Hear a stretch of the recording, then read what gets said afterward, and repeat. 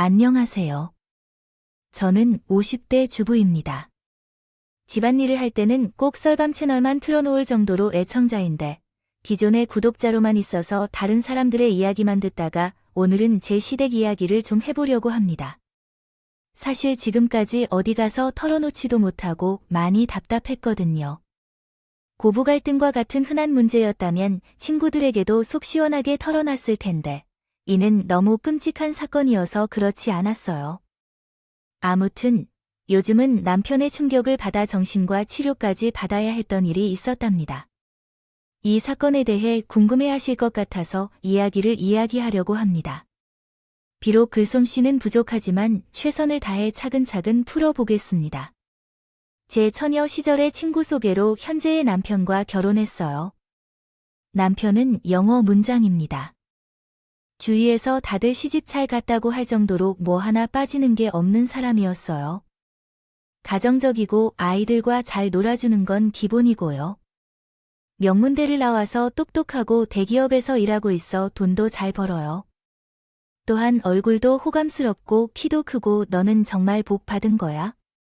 내 아들이라서가 아니라 요즘 세상에 이런 남자 흔치 않다 하면서 생색이 없이 모든 것을 다 갖춘 것 같았지요. 한편 남편과 2살 차이의 시동생, 즉 도련님은 남편과는 닮은 점이 하나도 없었어요. 남편과는 달리 친탁해서 체격도 작고 얼굴도 못 냈으며 어릴 때부터 공부에 흥미가 없어 허구한 친구들과 어울려 사고만 치기 일쑤였지요. 결국 나중에는 고등학교도 중퇴하고 집에 틀어박혀 놀고만 있게 되었습니다. 여자를 꼬시는 일은 있었지만 그러던 중 건강한 여대생을 임신시켜 집안이 혼란스러운 일이 있었습니다. 시부모님은 결혼을 못하게 할 거라며 아이를 지우라고 했지만 시동생과 예비 동서는 매우 강인했습니다. 그래도 생명이니 어찌 그냥 버릴 수 없다며 책임지고 아이를 키우겠다며 고집을 부렸습니다. 둘 다 미성년자가 아닌 성인이었지만 시부모님이 그런 상황에서 강제로 아이를 버리도록 할 수는 없었습니다. 결국 예비 동서가 아이를 낳기 전에 결혼식을 갖추고 그 해말에는 시동생을 닮은 남자아이가 태어났습니다. 하지만 그렇게 쉽게 모든 게 해결되는 것이 아니겠죠. 특히 시동생이 직장 경험이 전혀 없는 상황에서의 도전은 더 어려운 일이었습니다. 자식이라고 책임을 질 수 있었겠어요. 호기로 들어간 자동차 회사 생산직은 한 달도 못 돼 때려쳤고 그 뒤로도 치킨집, 배달, 카센터, 핸드폰 대리점, 영업 등 여러 직업을 전전했지만 3개월을 넘긴 적은 한 번도 없었네요. 동서도 다른 쪽으로 철이 없긴 마찬가지였어요. 못다한 대학 공부가 한이 됐는지 애는 나 몰라라 내팽개치고 다시 학업을 이어가겠다고 고집을 부렸죠. 결국 시동생 내 가족의 생계를 책임지는 건 고스란히 함께 살고 있던 시부모님의 몫이 됐어요. 시어머니는 팔자에도 없던 황혼 육아로 모진 고생을 하셨고 시아버지 역시 예정되어 있던 은퇴를 미루시고 10년을 더 일하셨는데 그런 시부모님이 안쓰러워. 저도 나름 자주 만나고 살림도 거느렸고 남편도 어떻게든 시동생이 정신을 차렸으면 하는 마음에 여러 번 이야기해 보았습니다. 그나마 시동생이 가족 중에서 형인 남편을 제일 무서워했거든요. 하지만 말로만 했다면 바뀌었을 터인데 시동은 남편 앞에서만 내내 순종하는 척하고 뒤돌아서면 다시 도박을 하거나 술을 마시고 사고를 치는 등의 행동이 빈번했습니다. 책임지겠다, 큰 소리를 지르던 자신의 자식에게는 신경도 쓰지 않았어요. 그나마 다행인 것은 동생이 무사히 간호학을 졸업하고 병원에 취직했다는 것 정도입니다. 그래도 시동생과는 다르게 제법 성취 욕구가 있던 사람이어서 그런지 힘들다고 하면서도 계속 해나가고 있습니다. 그래서 내심 동서 IS에게 미안해하지는 못할 망정, 오히려 그런 동서에게 자격지심을 느꼈나 봐요. 한동안 동서가 자기를 무시하는 척하며 우는 소리를 했었던 것 같더군요. 그러다가 갑자기 어디선가 헛바람이 들었는지 사업을 하겠다고 하더라고요. 하긴 그걸 시아버지 생신날 온 식구들이 다 모인 자리에서 말하더니 모두가 황당해 아무 말도 못하고 있는데 제일 먼저 정신을 차린 남편이 입을 열었어요. 생전 사업이라고 해본 적도 없는 놈이 갑자기 무슨 사업이야? 누구나 처음은 있는 거잖아. 아, 빌 게이츠는 뭐, 날부터 사업가였다고? 아니, 빌 게이츠 너랑 같아? 일반 회사도 한 달 못 다니는 놈이 무슨 사업을 한다고?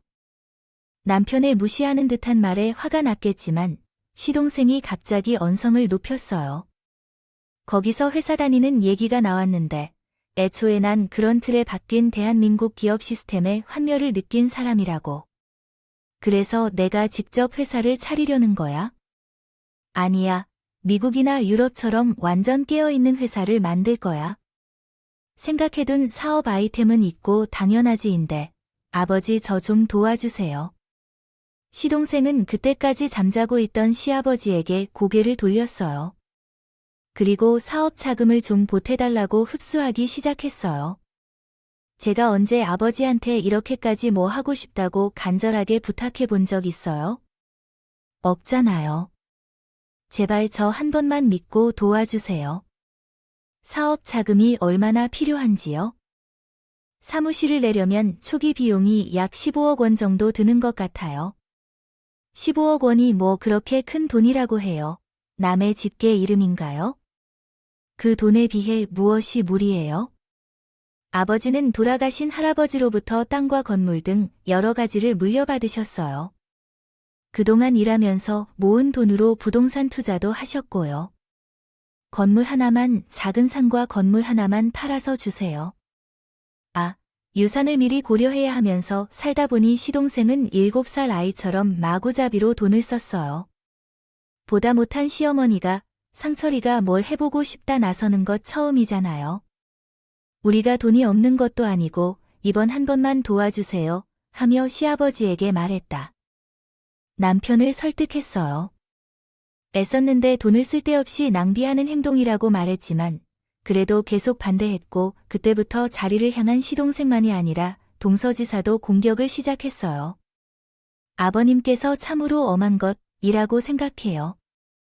돈을 원한다는 게 아니었는데 왜 아버님이 우리가 투자금을 대놓고 풀어주는 건지 이상하게 이야기하시는 건지 모르겠어요.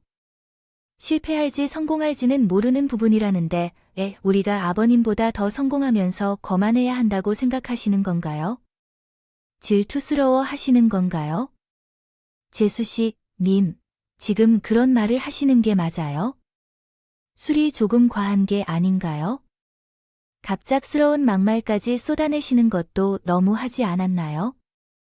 남편도 가만히 있으면서 지나가는 성격은 아니었는데 순식간에 집안 분위기가 악화되었어요. 당신 왜 그러냐고, 진정 좀 하세요. 동서도 그만해요. 어떻게 되더라도 우리는 윗세대. 사람이지만 예의는 지켜야지. 아, 안 되겠다. 어머님, 아버님, 저흰 먼저 일어날게요. 결국 저는 남편을 끌고 먼저 자리에서 일어났고요. 허둥지둥 시댁을 빠져나와 집으로 돌아왔네요. 나중에 시어머니에게 전화해보니 시아버지가 결국 건물 하나를 팔아 시동생 내 사업 투자금을 마련해준 것 같더라고요. 시어머니는 너무 서운해 말라 하시더군요. 너도 애가 둘이니 알지 않니? 자식 중에도 더 아픈 손가락이 있는 거야. 뭐, 친척이야. 어릴 때부터 애가 똘똘하고 야무져서 뭐 하나 걱정이 없었는데 아우리 상철이는 이제라도 뭐 하고 싶은 게 생겼다니. 부모로서 할 수 있는 난 힘을 실어주어야겠지요. 주어씨, 어머님께서 이해하셔야죠. 아, 그렇게 말씀해 주시니 감사합니다. 남은 유산은 나중에 꼭 우리가 공평하게 나눠줄게요. 무슨, 벌써부터 그런 말씀을 하시는 거예요? 어머님 두 분 다 오래오래 계셔야죠. 아, 그나저나 서방님 사업이 잘 풀려야 할 텐데 걱정이네요. 아, 그래도 믿는 부분이 있어 보입니다. 잘할 거예요. 하지만 기대와는 다르게 시동생이 아이디어에 차려 회사가 3년도 못 가 문을 닫았어요.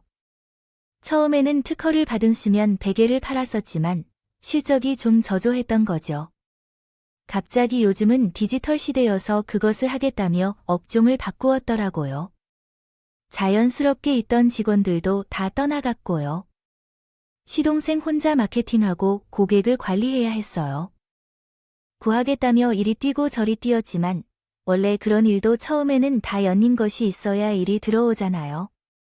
아니면 죽어라 영업을 하든가. 그런데 시동생은 그 잘난 자존심 때문에 곧 죽어도 남한테 아쉬운 소리는 못하는 성격이었어요. 결국 고객을 구하는 대신에 허구한 날 사람을 만나서 술을 마시고 싸우는데 바쁘고 나중에는 회사에 출근하는 날보다 출근하지 않는 날이 더 많아졌죠. 그렇게 시동생이 야심차게 차린 첫 회사는 본전도커녕 빈망을 지고 폐업했습니다. 그 뒤로도 시동생은 정신을 못 차리고 새로운 사업을 계속해서 알아봤어요. 그때마다 시부모님은 갖고 있던 땅과 건물을 팔아 돈을 마련해 줬죠. 하지만 밑빠진 독에 물 붓기도 않고 집안 재산의 거의 반을 넘게 베킹 필드. 날려먹은 후에는 시아버지도 더 이상 도와주지 않겠다며 선을 그었어요. 그러자 시동생은 자기에게 이럴 수 없다며 난리를 쳤어요. 아, 왜 난 도와줄 수 없다는 거야? 난 너의 자식이 아니라고. 늘 형이 뭐 하고 있으면 발벗고 지지했는데 왜 나한테는 모른 척하는 거니? 왜 차별하고? 급기야 시동생은 가만히 있던 우리 남편을 걸고 넘어졌어요. 평소 시동생 편이었던 시어머니마저 입을 벌리며 기가 막혔다. 상철아, 우리가 언제 너와 형을 차별했나? 똑같이 대우했다고. 오히려 내가 잘난 척해 받을까 봐 더 잘해줬어. 근데 어떻게 차별이란 말을 꺼낼 수 있니? 거짓말하지 마. 어릴 때부터 형만 여행 보내주고, 대학 보내주고, 미국 유학도 보내줬어. 박수를 보내줬지. 여행은 내가 어릴 때부터 용돈을 모아서 하는 패밀리 여행이었거든. 또한 대학과 유학도 내가 할 수 있는 능력이 됐다고 생각해 진지하게 도와줬지. 그러나 왜 거짓말을 하고 고등학교까지 그만두는 거야? 너는 대학과 유학도 할 수 있는 능력이 있는데 왜 그러는 거야? 내가 못하는 게 아무리 내가 너에게 도와주는데도 도와주지 못하니까 너는 더 밀어줬어야 해. 정말로 이해가 안 돼. 아, 미안. 얼른 돈을 필요로 해. 나도 돈이 필요해. 나도 대학과 유학을 할 수 있도록 도와줬던 것처럼 너에게 도와주어야 할 것 같아. 아니야. 내가 사업을 한다고 해서 돈을 날려먹은 것보다 훨씬 더 큰 돈은 내가 생각하지 못한 것이야. 어쨌든 다음번에는 너희 아버지나 나도 돈을 제공할 생각이 없으니까 다시 생각해봐야지. 말할까 말까 고민하던 시부모님의 단호한 태도에 시동생은 화가 났어요. 그의 연령에 맞지 않게 집을 떠나 시위를 하는 듯했죠. 못난 둘째 아들 때문에 정말 힘들었을 것이에요. 언제나 엄중하게 대해오던 시아버지가 갑작스럽게 뇌출혈로 쓰러지셨어요. 처음 그 소식을 들었을 때 얼마나 놀랐는지 모른다고요. 그 당시 저는 아이들을 학교에 데리고 가고 집안일을 혼자서 하고 있었어요. 연락을 받자마자 남편과 함께 곧바로 병원으로 달려갔죠. 다행히 초기 응급조치가 빨라서 생명에는 지장이 없다고 했어요. 후유증으로 팔이 마비될 수도 있다고 하나 차츰 나아질 것이라고 하더라고요. 불행 중에도 행복한 순간이 있네요. 다행히도 마침 한 병원에서 일하시는 동서가 있어서 여러모로 편의를 많이 봐주셨어요. 병실도 위치가 좋은 곳으로 배정되었고 방문 시간도 자유롭게 해주셨어요. 시어머니가 옆에서 상주하며 간호를 받고 동서도 가끔씩 들여다보시곤 했죠. 저는 자주 찾아가진 않았어요. 태어나면 더 효도할 생각으로 시아버지가 혼자 남긴 조카를 돌보며 살림을 이끌었어요. 그 당시에는 정말 몰랐어요. 병원에서 본 시아버지의 모습이 마지막일 줄은 몰랐거든요. 시아버지는 갑자기 세상을 떠나셨어요. 수술도 잘 마치고 당장 퇴원만 기다리던 상황이었는데 얼마나 황당했을까요? 갑자기 심정지가 온 이유를 알 수 없다고 하더군요. 다만 시아버지께서는 평소에 술과 담배를 좋아하셔서 종종 의료진의 시선을 피해 술도 마시고 담배도 피셨어요. 그로 인해 급격히 상태가 나빠질 수 있다고 하더군요. 시아버지는 나이가 많으시고 그동안 여러 스트레스 상황을 겪으셨기 때문에 그런 모양입니다. 어쨌든 시아버지께서 돌아가시고 나니 시어머니는 매우 힘들어하셨어요. 남편님도 하늘같이 여겨지던 분이었는데 장례식장에서 처음으로 아이처럼 울며 보였어요. 그 정도로 가슴이 아플 만큼 슬픈 일이었죠. 한편으로는 시동생은 장례식장에서 새밤새 울었는데 금세 털어냈어요. 그리고 시아버지로부터 물려받은 유산으로 새로운 사업을 시작하겠다고 했어요. 신나게 회전하는 거네요. 원래 시동생이 무엇을 오래 담아두는 성격은 아니긴 해요. 그러나 다른 사람도 아닌 아버지가 돌아가셨는데 금세 말짱해진다는 게 참 신기했어요. 어쨌든 그런 시동생은 또 시어머니의 반대에도 불구하고 야심차게 헤어드라이어 판매 회사를 차렸고 1년도 안 돼서 싹 말아먹었죠. 당연히 연한 일이었어요. 이번 사업도 앞선 사업과 마찬가지로 제대로 된 준비도 없이 그냥 사장님 소리가 듣고 싶어서 시작했으니까요. 그 뒤로 시동생은 완전히 폐인이 되어버렸어요. 시아버지에게 물려받은 유산 뒤로는 집에 틀어박혀 허구한 날술만 마셨습니다. 말씀하신 내용을 올바르게 번역한 결과는 다음과 같습니다. 결국 동서가 보다 못한 시동생에게 이혼하자고 말했던 것으로 보이네요. 자식까지 위급한 상황에 처하자 겁이 나서 동서에게 매달리는 일도 없이 당신 말고는 없다며 앞으로 잘할 테니 버리지 말아다오고 가장으로서 제 몫을 다하겠다며 작은 중소기업에 취직한 것 같아요. 그래서 시동생이 이제야 좀 정신을 차릴 것 같아요. 그동안 그런 무서운 관계를 가지고 있는 건 아니길 바랬죠. 시작은 시어머니의 암 발병 때문이었는데 하늘이 참 무정하게도 시아버지가 돌아가신 지 2년도 되지 않아 시어머니에게 암이 발생한 것 같아요. 암이었다고 수술을 해야 한다면 하군요. 늘 강건하시던 시어머니가 말기암이라니 얼마나 놀랐었을지 몰라요. 무엇보다 아버지에 이어 어머니까지 걸렸다니 정말 원치 않았겠죠. 의료진이 미리 마음의 준비를 하라고 얘기할 정도로 상태가 좋지 않았어요. 남에게 약한 모습을 보이는 것을 싫어하던 시어머니가 인도를 한 거부하셨어요. 자기 몸을 모르는 타인에게 맡기고 싶지 않다면서요. 결국 보다 못한 남편이 조심스럽게 제게 말씀하더군요. 어머니 간병 말이야. 당신이 좀 맡아주면 안 될까? 내가 그럼 어떻게 하고, 아이들은 어머님은 시부터 내가 보고 있잖아. 남편은 자신의 아들이 밥을 먹든 말든, 집에 들어오든 말든 신경도 안 쓰는 사람이라. 뭐 애들이야 미우도 그렇고, 다들 많이 컸잖아. 학원을 뺑뺑이 돌리면 8시 넘어서야 집에 들어오는데, 그때는 내가 챙기면 되니까 부탁 좀 할게. 여보, 물론 환자 병이라는 게 정말 힘든 일인 거 알아. 그지만 어머니가 그렇게 하시잖아도 생모르는 한테 말기하면 엄마를 맡긴다는 게 좀 그래.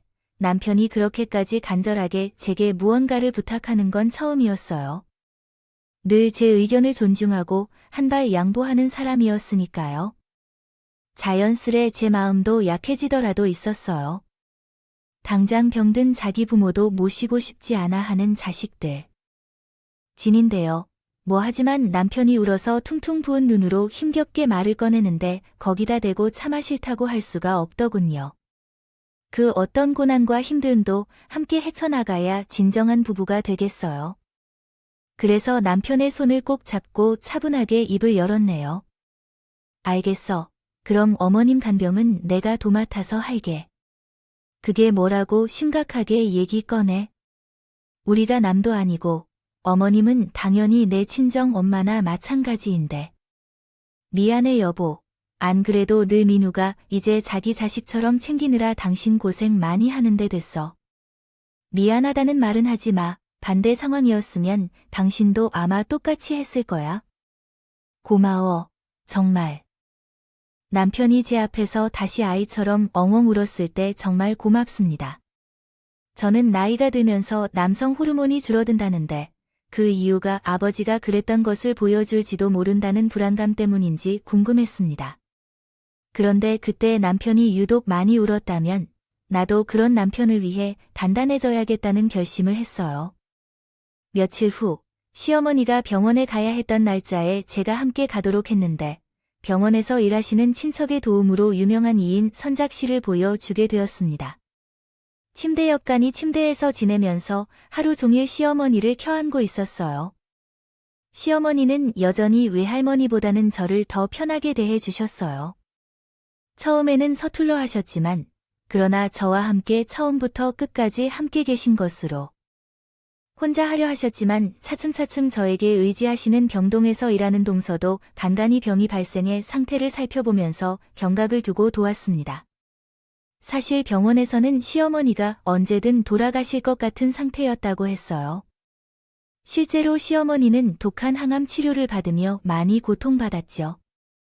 때로는 죽고 싶다며 가슴을 쥐뜯을 정도로도 하셨고, 그런 시어머니가 안쓰러워서 저도 몰래 많이 울었어요. 하지만 하늘이 마무리 아닌가 싶었는데, 시간이 지나면서 시어머니의 상태가 점차 호전되기 시작했어요. 항암 치료를 받는 동안 약물이 잘 맞았던지 암세포도 빠른 속도로 줄어들어 담당 의사 말로는 현재 상태라면 바로 수술에 들어갈 수도 있을 것 같다고 했어요. 하더군요. 가슴은 절제해야 하지만 예후는 나쁘지 않을 것 같다고 했어요. 정말 얼마나 기쁜지요. 그래서 남편과 장남에게 즉시 전화해서 이 소식을 전했는데요. 남편은 당연히 기뻐했고 장남은 좀 얼떨떨한 목소리로 와, 그래요. 그럼 당장 돌아가시지 않겠네요. 하고 대답했어요. 뭐 해요, 서방님? 어머님 상태가 호전됐다는데 기뻐하지 않으세요? 아, 기쁘겠죠? 그냥 좀 얼떨떨해서 실감이 잘 안 나요. 이 말기 암이라 오늘 내일 한다고 해서 마음에 준비하고 있었는데, 그럴 수도 있죠. 어쨌든 어머님 수술 잘 끝나면 곧 나올 수 있다며, 어머님 방이라도 좀 미리 치워놔 주세요. 정말요. 힘들 때는 사람에게 도움을 청하시고, 태어나셔서 처음 몇 달은 방사선 치료로 자주 왔다 갔다 해야 해서, 집에서도 편하게 쉴 수 있도록 부탁드리고 싶습니다. 알겠으신가요? 네, 알겠습니다. 그런 후에 시동생은 전화를 끊었어요. 살아도 하나 빠진 것처럼 반응하는 게 좀 이상하다 생각했지만 그땐 그냥 감정 표현이 서툴러서 그런 것 같다고 생각했었죠. 죽어가는 자신의 엄마를 보는 게 무서웠던 적이 있어서 병원에도 잘 안 가는 사람이었거든요. 어쨌든 시어머니는 장시간의 수술을 잘 이겨내시고 일주일 뒤에 퇴원할 수 있는 날짜를 받으셨어요. 저도 체력 회복에 전념하여 옆에서 함께 산책도 하고 동물도 돌보고 음식도 챙겨드려서 최선을 다하고 있습니다. 도와주신 그 날도 마찬가지였어요. 평소처럼 시어머니 저녁을 챙겨드리고 함께 옥상 정원을 걷다가 병실로 돌아왔어요. 시어머니는 피곤하셨을 텐데 작은 소리만 들려도 바로 깨시던데요. 그래서 평소에는 귀마개를 착용하는데 그날은 실수로 귀마개를 하지 않고 잠들었거든요. 그래서 어느 순간 복도에서 들려오는 낯선 소음에 갑자기 깨어나게 되었어요. 끼익끼익 하는 정체 모를 섬찟한 소리였어요. 시계를 보니 자정이 막 지나간 시간이었는데 소리는 잠잠해지지 않고 오히려 커져갔어요. 이대로는 안 되겠다 싶어 나가서 확인해 보려던 참이었는데 그때 갑자기 병실 문이 벌컥 열렸어요. 문장을 다음과 같이 수정하겠습니다. 문이 열리더니 누군가 안으로 들어왔습니다. 놀란 저는 반사적으로 창가에 처진 커튼 뒤로 몸을 숨겼어요. 도대체 왜 그랬는지 모르겠어요. 지금 생각해보면 위험을 감지한 어떤 동물적인 감각이 아니었을까 싶어요. 어쨌든 병실로 갑작스럽게 침입한 낯선이 천천히 창가 쪽으로 다가왔어요. 바로 시어머니와 제가 있는 쪽이었고 그때마다 끼끼하는 새소리가 점점 커져갔는데요. 자세히 보니 작은 트레이 같은 걸 끌고 있더라고요. 아, 왜 이쪽으로 오는 거야? 무서워서 겁을 먹고 있던 것도 잠시, 희미한 달빛 속에 마침내 침입자의 얼굴이 드러난 순간 저는 안심했어요. 침입자의 정체는 다름 아닌 동서였습니다. 그러더니 아무래도 야간 순찰 중이었는데 시어머니를 보러 온 것 같았어요. 아, 미리 말 좀 하고 오시던 분이었죠. 사람을 놀라게 생각하며 커튼 밖으로 나가 동서를 불러야 할 순간이었어요. 갑자기 둘러보던 동서가 트레이에서 약통 하나를 꺼내 주사 바늘에 꽂았습니다. 그리고 그 주사 바늘을 시어머니의 링겔줄에 꽂았어요. 뭐지? 영양제나 넣는 걸까? 하고 순진하게 생각했던 저를 비웃으며 동서는 입을 열었어요. 이 놈의 노인네는 참명줄도 길지. 그렇게 진작에 죽어줬으면 좋았잖아요. 하늘에서 너무나 원망하진 마세요. 어머님, 그 말을 듣는 순간 등 뒤로 소름이 쫙 끼치면서 숨이 턱 막혔습니다. 그제야 동서는 시어머니에게 위험한 약물을 주사하고 있다는 걸 본능적으로 깨달았습니다. 그때 시어머니를 보는 동서의 눈빛은 간호사도 며느리도 아니었으며 살인자의 눈빛이었습니다. 핸드폰을 꺼내 뭐라도 증거를 남겨놔야 한다는 생각이 들었던 것 같았습니다. 아이들이 예전에 제 핸드폰을 쓴 적이 있었는데 가져가서 카메라 모음 어플을 깔아준 적이 있습니다. 그 덕분에 조용히 동영상 버튼을 누를 수 있었습니다. 카메라 너머로 시어머니 링겔에 정체불명한 약물을 넣고 있는 동서가 어찌나 무섭던지 커튼 뒤에서 달달 떨면서 알바를 모른 채 숨만 죽였습니다. 그리고 어느 정도 녹화가 되었습니다. 되었다고 생각하자마자 바로 핸드폰을 주머니에 넣었습니다. 그대로 커튼 밖으로 뛰쳐나갔어요. 사실 마음 같아선 계속 숨어있고 싶었는데 시간을 끌었다가는 시어머니가 어떻게 될지 몰라 두려웠어요. 동선이 지금 대체 뭐 하는 거야? 갑작스럽게 튀어나온 저를 보고 동선은 기절할 것처럼 놀랐어요. 형님, 아니 언제부터 계셨던 거예요? 지금 그게 중요한 게 아니고 대체 뭘 하고 있는 거냐고 물었어요. 동선은 당황하던 것도 잠시 이내 뻔뻔한 표정으로 입을 열었어요. 뭐 하겠냐. 밤에 환자들 상태를 살피다가 갑자기 어머님 생각나서 요즘 수술 부위 통증 때문에 아파하신다고 해서 진통제 좀 더 넣어 드리려고 온 거예요. 그걸 담당자 결정도 없이 알리며 말했어요. 동서 마음대로 해도 돼. 이 정도는 간호사인 저가 혼자서 할 수 있어요. 그리고 다른 사람도 아니고 우리 어머님이 계셔요. 뭐, 아무래도 제가 이상한 것을 넣었을까 봐서 그래요. 그럼 무엇을 넣었는지 우리 어머님이 담당하는 간호사나 의사 선생님께 확인하면 되겠지요. 여기서 기다리세요. 저는 동서를 두고 그대로 병실 밖으로 나가려고 했어요. 그런데 갑자기 누군가가 위에서 달려와서 제 머리를 강하게 물었더군요. 얼마나 힘이 세고 갑작스러운지 몰랐는데 별다른 반항도 못하고 그대로 무릎이 꺾였어요. 동서, 이게 지금 뭐 하는 거야? 이거 안 놓으면 어떡해? 형님, 해주시면서 존댓말을 써주시니까 정말 상대방을 아는 것 같아요. 옛날부터 나를 괴롭히던 건 하나도 없이 남편은 늘 잘해주며 편안하고 편한 삶을 즐기는데 그 모습이 참으로 부러웠어. 동서야, 왜 그런 건지 진짜 미치겠어. 내가 미쳤다고? 그래, 내가 미쳤어. 너를 옛날부터 마음에 들어하진 않았는데, 야, 대기업 다니고 잘생긴 남편을 데리고 있어서 내가 뭘 할 수 있는 줄 알아? 밖에서 만나면 너 같은 사람은 아무도 못 당하겠지. 어쨌든 너 오늘 봤던 게 어디서 입 놀리느라고만 해. 그때면 그냥 너를 죽이고 말 텐데. 알았어.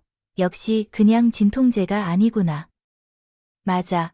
동서에게 다급하게 물었는데 그러자 매우 충격적인 대답이 돌아왔어. 그래. 아니야. 왜? 오늘 내일 하는 일 간단하게 미리 해주려는데 그게 뭐? 잘못된 행동을 한다는 생각이 들어 이런 심한 통증이 온몸에 번졌습니다. 동서가 왜 그러한 끔찍한 일을 할 수 있는지 이해할 수 없었어요. 어머님이 동서에게 얼마나 잘해주셨는데 어째서 이런 말을 하죠?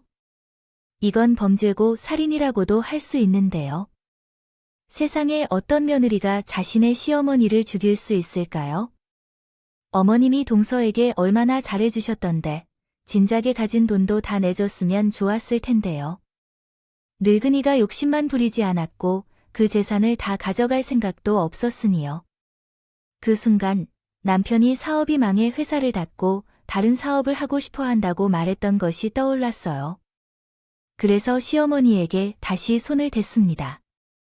벌었다고 했다가 어머니께서 칼같이 거절하셨어요. 글쎄, 그러면 서방님도 그럼 못생긴 게 하나는 같을 거예요. 머리를 빨리 돌려가지 것 같아요. 망할 할망구가 가진 재산은 다 너희와 당신 남편에게 물려준다는 말만 안 했으면 우리도 이렇게까지 안 해야 했을 텐데. 자업자득이지. 뭐, 이런 세상에 어떻게 하지? 이런 시동생부터 마저 공범이라니 저는 너무 큰 충격을 받아서 아무 말도 못했어요. 그 사이에 동생이 핸드폰을 꺼내서 누군가에게 연락하던데. 그러다 보니 시동생 아닌 사람이 있죠. 어떻게 해야 할까요? 자기 형님도 알아버렸는데 역시 많이 알아버렸지요. 근데 둘이나 죽이고 그냥 조용히 넘어가기는 힘들 것 같은데 어떻게 해야 하죠? 바로 외국으로 떠나고 싶어요. 저를 깔아놓고 말도 안 해버리는 채 말입니다. 되는 소리를 짓고 있는 동서를 보니 너무 두려웠어요. 하지만 이대로 가만히 있으면 꼼짝없이 죽을 판이에요. 저는 동서가 전화하는 틈을 노려 벌떡 일어섰고 동서를 밀어 넘어뜨려 병실 문을 열었어요. 그리고 복도를 미친 듯이 달리기 시작했어요. 아이 전연아, 진짜 자기 일단 끊어봐. 야, 너 거기 안서 사람 살려. 사람 살려. 여기요. 아무도 없어요. 누가 제발 좀 도와주세요. 여기 사람이 죽어가고 있어요. 저는 사방팔방 미친 듯이 대 쪽으로 달려갔어요. 다행히 근무 중이던 간호사 한 명이 저를 보고 두 눈을 휘둥그레졌죠. 대체 무슨 일이세요? 보호자분? 저희 동서가. 어머님, 제게 침착하게 말해주세요. 전 간신히 진정한 채 자초지종을 설명했어요. 간호사는 너무 놀라 어쩔 줄 몰라 하는군요. 그래서 이 간호사가 환자분께 이상한 약물을 주사하고 있다는 것인가요? 네, 빨리 어머님 상태를 확인해 주세요. 제 뒤를 쫓던 동생은 어느새 사라졌고 아마 간호사를 만난 시점에서 이미 위험을 느끼고 도망쳤을 겁니다. 간호사는 급히 의료진을 불러서 시어머니의 병실로 가서 저도 그 뒤를 따라가요. 의료진이 시어머니 상태를 살피는 사이에 경찰에 신고했고 남편에게도 이 사실을 알렸습니다. 잠에 취해 비몽사몽하다가 내가 찍은 영상을 보자마자 공격적으로 동서를 찾아내어 죽이려 버리겠다고 난리를 쳤네요. 불행 중 다행히 시어머니는 무사했다는데 동서는 프로포폴 등의 마취제와 소염 진통제를 치사량 이상으로 복용한 것 같다고 하더군요. 아예 죽이려고 한 듯 했어요. 경찰이 출동했을 때 동서는 이미 병원을 빠져나간 상태였고 뒤늦게 경찰과 시댁에 달려가 봤을 때 시동생과 진작에 짐을 싸 주행을 쳐버린 상태였습니다. 하나뿐인 아들은 우리 집에서 우리 아이들과 함께 자고 있었는데 동서는 그냥 떠나버렸대요. 원래 애한테 아무 애도 없다는 것을 알았지만 그럼에도 불구하고 부모로서 그럴 수 있는지 의문이 드는 일이었습니다. 건지하기는 뭐 자기 어머니를 죽이려고 한 짐승만큼도 못한 범죄자들이 뭘 바라는지 한참 동안 집안을 수색하던 경찰은 그대로 다른 곳으로 이동하려 했습니다. 공항으로 통하는 도로부터 철저히 수색하기로 하고 설마 이대로 그 놈들을 놓치는 건가 불안해하던 것도 잠시 문득 이상하다는 생각이 들었습니다. 경찰이 출동하자마자 달려온 건데 동서와 시동생이 단 몇 분 사이에 짐까지 챙겨 완벽하게 자취를 감췄다는 것이 매우 이상하게 다가왔습니다. 평소에 서방님이 얼마나 퍼선인지 알았기 때문에 더욱 분노해하는 것이었습니다. 그 순간 시댁 지하에 있는 작은 창고가 떠올랐는데 주방 뒤편에 있는 작은 문과 연결된 곳인데 출입구가 워낙 잘 보이지 않아서 외국인들은 잘 모르기 때문에 경찰에게 지하 창고도 확인했냐고 물었어요. 아니라고 대답하고 바로 경찰들과 함께 지하실로 내려갔어요. 그리고 불을 켜자마자 지하실 구석에 쪼그리고 있던 시동생과 동생을 발견했죠. 너가 새끼 남편을 보자마자 미쳐서 말릴 틈도 없이 뛰어나갔어. 그리고 시동생이 바로 멱살을 잡고 위로 올렸어요. 이 짐승만도 못한 새끼가 자기를 낳아준 어머니를 죽이려고 해. 내가 그러고도 인간이야. 남편은 시동생에게 닥치는 대로 주먹을 휘둘렀어요. 남편보다 체구가 훨씬 작고 힘이 없는 시동생은 그저 종이 같았습니다. 인형처럼 얻어맞기만 했죠. 보다 못한 경찰들이 다가와 남편을 진정하라며 말렸네요. 그 사이 동서는 억울하다고 하며 경찰들에게 항변하기도 뭘 어쨌다고 이 시간에 남의 집까지 쳐들어 오신 거예요. 경찰이면 이래도 돼요. 이거 가택 침입죄라는 건 알아요. 그 뻔뻔한 말을 듣고 있자니 정말 기가 막히네요. 통서 조금 전에 병원에서 어머님 링겔에 약물을 넣는 걸 내게 똑똑히 봤는데 어떻게 그런 말을 해? 미친 거야? 제 말에 동서는 당황하던 것도 잠시 이내 뻔뻔하게 대거리를 했어요. 말씀드렸잖아요. 그건 그냥 진통제예요. 이래서 의학에 대해선 아무것도 모르는 무지랭이 상대하고 싶지 않았어요. 안타니까 뭐 무지랭이. 그 약물이 그냥 진통제가 아니라는 거 이미 의사가 다 확인해 줬거든. 이제 님은 감옥 갈 일만 남은 거라고 알았어. 제 말에 동서와 시동생의 얼굴이 하얗게 질렸어요. 특히 동서는 조금 전까지 잘난치하게 거짓말이었던 것처럼 갑자기 털썩 무릎을 꿇더군요. 저 전 아무것도 안 했어요. 그냥 리가 시킨 대로 한 것밖에. 정말이에요. 형님 제발 저 좀 살려주세요. 네, 형님도 제가 이랑 통화하는 거 다 들으셨나요? 다 시킨 거라고요. 그러자 남편에게 얻어맞고 곤죽이 되어 있던 시동생이 펄쩍 뛰더군요. 당신 지금 혼자라도 살겠다고 날 파는. 어떻게 당신이 그렇게 할 수 있는 건지 나는 이해하지 못해. 처음부터 육면체만 물려받고 떨어져 외국에 가서 살자고 한 건 당신이었잖아. 언제 내가 한번 자자 풀어놓은 적 있어? 따지면 결국 당신이 죄가 더 크지. 난 단지 공범일 뿐이야. 얀마링겔에 양을 넣은 건 당신이었잖아. 당신이 시킨 게 아니면 나도 안 했단 말이야. 그렇게 둘이 내가 잘했다고 다투는 모습을 보며 기가 막혔어요. 경찰까지도 한심하게 쳐다보며 두 사람의 손에 수갑을 달아야 하나 봐. 그만 싸우시고 더 자세한 얘기는 경찰서에서 들을게요. 잠깐만요. 제가 어떤 잘못도 없어요. 우리 엄마를 죽이자고 한 건 나가 아니라 이 여자인데요. 그래서 경찰서에 가서 이야기하자고 그런 식으로 계획을 가져요. 요란한 경찰에 의해 연행당했고 남편과 함께 참고인으로 따라갔습니다. 그날은 정말 시간이 어떻게 흘러갔는지도 모르겠어요. 경찰의 수사 결과는 충격적이었는데 시동생은 시어머니의 재산을 노리고 동생과 공모한 것으로 밝혀졌어요. 시어머니가 경제적인 지원을 더 이상 할 수 없다며 선을 자기에게 품고 있었다고 합니다. 그런데 시어머니가 말기암에 걸린 것으로 알려지자 금방 죽을 것 같았고 사채를 잔뜩 끌어다 새로운 사업 준비도 시작했다고 합니다. 그러나 시어머니의 건강이 점차 좋아지자 어마어마한 사채를 빚지게 되어 부담되었다는 것으로 밝혀지며 죽일 결심을 했던 것으로 들려와요. 아무리 그래도 어쩌면 당신은 자기 자신을 10달 내내 감싸고 있었을지도 모르겠어요. 낳아준 어미를 죽이겠다고 결심할 수 있는지 그 인면수심의 범죄가 참으로 끔찍했습니다. 그런데 충격적인 사실은 거기서 끝이 아니었어요. 수사 과정에서 시동생과 동서의 여죄가 드러난 건데요. 아들의 살인은 놀랍게도 처음이 아니었어요. 바로 시아버지도 시어머니가 당했던 것과 비슷한 방식으로 돌아가신 거였죠. 그때는 이번처럼 티나게 약물 주사를 한 게 아니었고요. 동서가 몰래 시아버지가 잠든 틈을 타 다량의 니코틴을 투여했다고 하더군요. 시아버지가 평소 술과 담배를 워낙 좋아하셔서 발각돼도 걸리지 않을 거라고 생각하는 모양이더라고요. 실제로 그 방법이 통했고 설마 같은 병원에서 일하는 며느리가 시아버지를 죽일 거라고 누가 의심을 했을까요? 어쩌다 병가를 쓰시고 호전되고 있던 분이 갑자기 돌아가신 게 이상하다는 생각을 했더니 동서는 시아버지가 지나는 동안 야간 물을 자청하면서 기회를 노려 살해한 것이었습니다. 그리고 시아버지가 돌아가시면서 상당한 유산을 물려받았죠. 물론 그 유산은 사업이었지만 몇 년도 지나지 않아 사라졌습니다.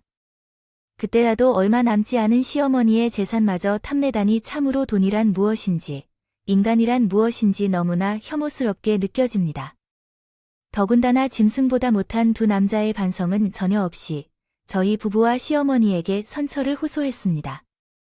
동생은 첫째 판이 끝난 다음 즉시 시어머니에게 울며내며 탄원서를 써달라고 애원했습니다. 엄마, 저가 진짜로 엄마를 죽이려고 했던 거겠지요. 저는 그런 일을 하는 줄도 몰랐어요. 진짜로요. 게다가 시어머니가 알게 되면 충격을 받으실까 봐 우리는 상세한 얘기는 피했어요. 그런데 동생은 뭐가 잘났다고 자기가 먼저 미주알고주알 한 일들을 시어머니에게 다 말해버렸더라고요. 그래서 다시 동생이 시켜서 한 일이라고 항변했죠. 결국 시어머니는 한동안 충격에 몸이 저물어 계셨어요. 제 후에야 간신히 재판에 참여할 수 있었죠. 시동생은 그걸 아는지 모르는지 그저 자기 살려달라는 애원만 급급하더라고요. 엄마, 제발요. 오늘 나온 징역형대로라면 저는 거의 늙어서 죽을 때까지 감옥에서 썩어야 해요. 그게 말이 되나요? 진짜, 저는 아무것도 몰랐는데요. 너무 억울해. 지금 그 말을 나에게 믿으라는 거냐? 내가 문자 메시지로 이렇게 하라, 저렇게 하라 지시한 게 다 나와 있는데 어떻게지? 아버지까지 죽이고 그렇게 뻔뻔하게 나랑 한 집에서 그러자 시동생은 바로 작전을 바꿨어요. 안 한다고 잡아들 땐 언제고 바로 혈연을 들먹이다 그요? 아니, 돈이 너무 급해서 그랬어. 아, 그러게 엄마가 진작에 돈만 순순히 내놨어도 이럴 일은 없었잖아. 이게 다 엄마 때문이야. 엄마 때문이라고 그래도 엄마 아들인데 이렇게 감옥에 보낼 거야? 아, 세상 천재의 자기 아들을 감옥에 보내는 엄마가 어디여? 그런 인면수심의 범죄를 저질러 놓고 참 뻔뻔하다. 그나마 동서는 손이 발이 돌록 빌기라도 했지만 시동생은 그저 아이처럼 울기만 했어요. 시어머니는 그런 시동생을 보며 자신이 자식 키우기를 완전히 잘못한 것이라고 깊이 한숨을 내쉬었죠. 저는 내심 시어머니가 시동생을 선처해 주려는 게 아닐까 긴장했어요. 하지만 시어머니도 자기 남편을 죽인 아들을 용서할 정도로 어리석은 사람은 아니었어요. 흔들리는 눈빛을 하던 것도 잠시 후에 시동생을 향해 단호하게 입을 열었어요. 오늘부로 난 너 같은 아들을 두지 않았어. 내가 돌아가신 아버지와 나를 죽이겠다고 한 순간부터 너도 부모를 돌아보게 되었을 거야. 그렇지 않니? 무슨 소리야, 엄마. 나랑 연락 끊었다는 거야? 그래. 그러니 출소한 뒤에 나 찾아오지 마, 집에도 오지 마. 연락처도 다 바꿀 거고, 너랑은 평생 얼굴 맞댈 일 없을 테니까. 아, 엄마, 그런 게 어디여. 나 좀 살려줘. 아, 제발 진짜. 엄마, 아들 감옥 보낼 거야. 시어머니는 애원하는 아들을 뒤로 하고 법정을 빠져나오셨어요. 그리고 더는 견디기 힘드셨는지 지나간 재판 과정을 저희에게 일임하셨죠. 부모 등 존속을 살해한 존속살해주엔 징역 7년 이상으로 엄격하게 처벌한다 하더라고요. 시동생 네 부부는 시아버지는 물론 시어머니 살해 미수죄까지 더해져 그보다 더 긴 형량을 받았네요. 그런 혼란한 상황 속에서도 시어머니는 항암 치료를 무사히 이겨내고 태어나셨어요. 아프신 분을 홀로 두는 것은 안 될 것 같아 저희 부부가 모셨는데요. 당연한 말이겠지만 몸은 진작에 쾌차하셨어도 마음은 한동안 많이 아프셨나요? 아무래도 아들과 며느리를 자기 손으로 직접 감옥에 보냈다는 게 죄책감이 드셨나 봐요. 저희 부부는 애초에 부모 자식 간의 도리를 먼저 저버리고 폐륜을 저지른 것은 그들이니 신경 쓰지 말라고 말씀드렸죠. 그래도 시간이 약이라고 나중에는 시어머니도 마침내 둘째 아들을 자신의 가슴속에서 온전히 지워낼 수 있었던가 봐요. 그런 놈에겐 단 한 푼의 유산도 물려줄 수 없다며 모든 재산을 저희에게 다 증여하고 그 뒤로 디스포징. 시동생의 조카는 동선의 부모가 돌아가신 후에 유산을 받아야 할 것으로 알고 있지만 손주를 진심으로 아끼는 분들 같아서 마음이 놓이더라고요. 시동생의 시어머니는 우리 가족과 행복하게 지내다가 어느 날 조용히 세상을 떠났습니다. 그 후로 시어머니를 보내고 우리 부부는 한동안 매우 어려운 시간을 보냈어요. 그 사이에 시동생과 동선이 출소했는데 다시 연락을 했을 때는 시어머니의 유산을 요구하며 협박을 가했던 것 같습니다. 우리는 바로 꺼져줬지만 현재로서는 출소 전보다 더 어려운 삶을 살고 있는 것 같습니다. 동서와 시동생은 저와 같이 전과 때문에 간호사로 일할 수 없는 상황이라 남의 집 식모살이를 전전하고 있습니다. 시동생은 집에서 처박혀 허구한 날 술만 마시고 있다고 합니다. 거의 알코올 중독 직전이라고 하더군요. 결국 동서는 그런 시동생을 견디지 못하고 얼마 전에 이혼했다고 합니다. 조카가 성인이 되어서 다행하다고 합니다. 외가족 할머니와 할아버지 덕분에 조카는 제대로 잘 자란 것 같다고 하고 최근에 사회인이 되었다고 해서 축하 선물을 보냈다고 합니다. 어쨌든 시동생과 동서가 살면서 죄를 속죄하며 살아가길 바랍니다. 이야기를 들어주셔서 감사합니다. 모두 건강하세요.